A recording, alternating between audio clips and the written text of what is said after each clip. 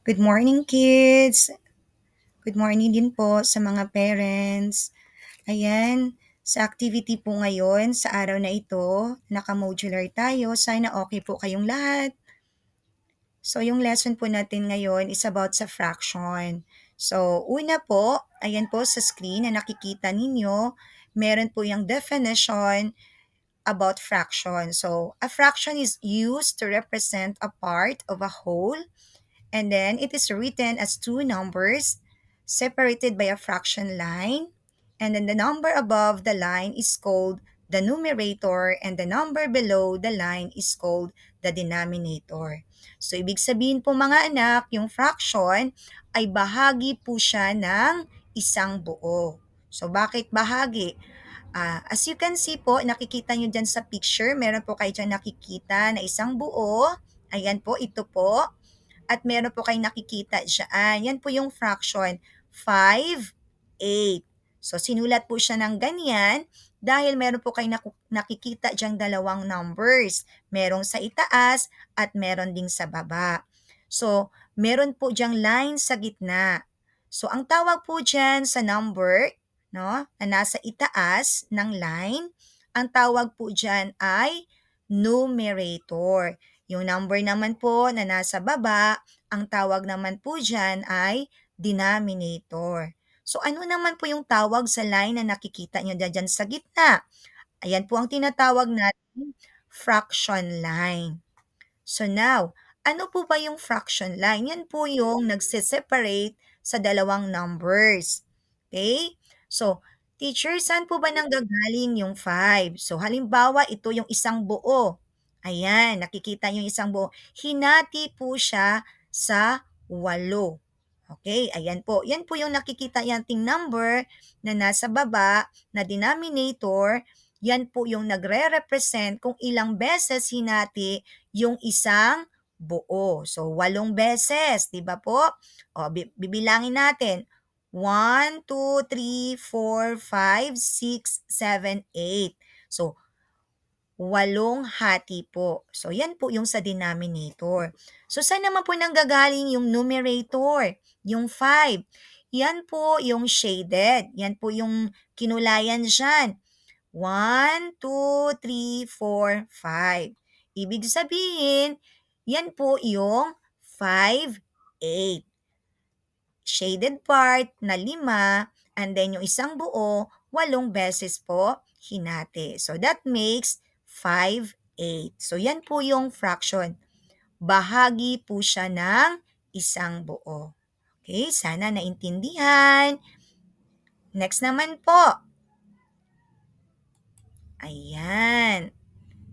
Yan na po yun ha. Yung pinaliwanag ko po kanina, uulitin ko. Ito, isang buo. Ayan. Hinati po siya sa 8. Yan po yung denominator. Uulitin ko lang po. Kung ilang beses po siya hinati yung isang buo, yan po yan. Kailangan pantay-pantay. Ha? Pantay-pantay po kapag sinabi nating hahatiin. So, equal parts. Hindi pwedeng may mas malaki, kundi dapat equal parts. So, 8 beses po hatiin.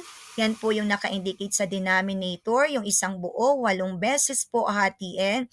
And then yung numerator, again, yan po yung shaded portion. Ibig sabihin, yan po yung may kulay dyan na nakikita ninyo. So, that makes again 5, 8.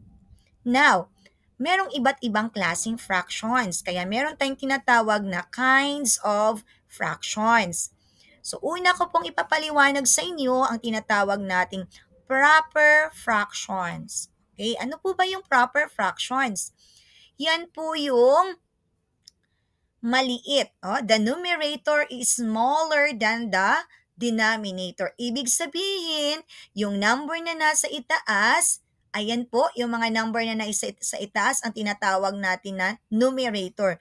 Mas maliit po siya kumpara po sa number na nasa ibaba na ang tawag natin ay denominators. So again, kapag yung number na nasa itaas or yung numerator ay mas maliit kumpara po sa number na nasa ibaba or yung denominator, ang tawag po dyan ay proper fractions. Again, that is proper fractions.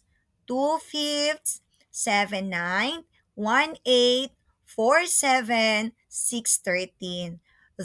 These are examples of proper fractions. So, kita nyo naman, mas maliliit po yung number na nasa itaas or yung numerators kapag ikukumpara natin sa mga numbers or sa denominators na nasa ibaba nila. So, again, that is proper fractions. Ano naman po yung sunod? Ito naman po ang tinatawag nating improper fractions. So, kapag sinabi nating improper fractions, the numerator is greater than or equal to the denominator. Ito naman po, ang fraction nito o yung mga numbers na nandiyan sa itaas, yung numerator, mas malaki. Okay? Mas malaki yung number na nasa itaas or yung numerator kumpara sa number na nasa ibaba or yung denominator. Again, uulitin ko po, mas malaki or equal. Ibig sabihin, kaparehas. Kapag sinabing equal, parehas.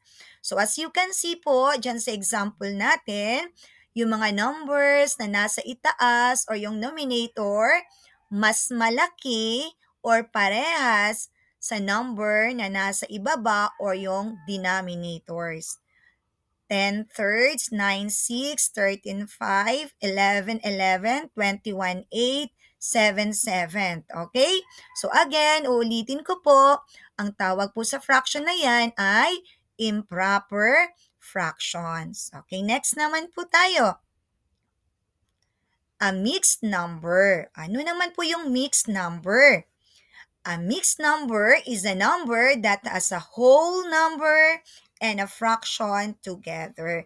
Ibig sabihin, meron siyang isang buong number and then may kasama siyang fraction. Isang buo and then may fraction na katabi. So halimbawa, meron kang 3 apples and then may kasama po siyang kalahati. So pwede mo siyang isulat 3 isang buong mansanas or yung apples at saka yung isang kalahati. So kapag sinulat po natin dyan, 3 and 1/2. Ito yung buo, yung 3, and then yung kalahati, yun yung fraction, kaya magkakaroon kayo ng mixed number. Ibig sabihin, kapag mixed number, merong isang buong number at isang fraction. So dito sa example natin na 3 and 1/2, 3 yung whole number, di ba?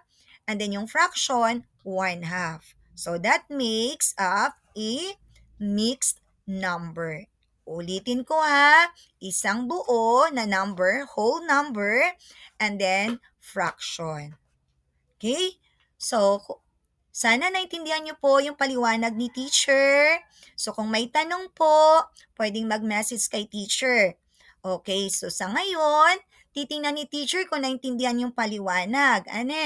So, ito po yung gagawin ninyo. Malaya po kayong magsulat ng inyong sariling halimbawa sa bawat fraction. So, 5 or kung gusto nyo, mas mahigit. Kung gusto nyo naman, 5 halimbawa ng proper fraction, 5 halimbawa ng improper fraction, 5 halimbawa ng mixed number. Uulitin ko ha, yung proper fraction, mas maliit po yung number na nasa itaas or numerator kumpara sa number na nasa ibaba or denominator.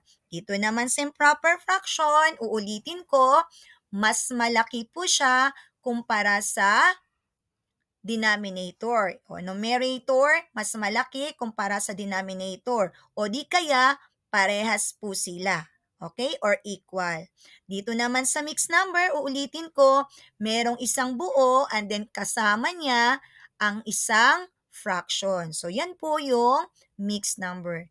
Again, God bless! Okay, kapag may katanungan, message agad kay teacher. Ingat po tayo! Salamat po!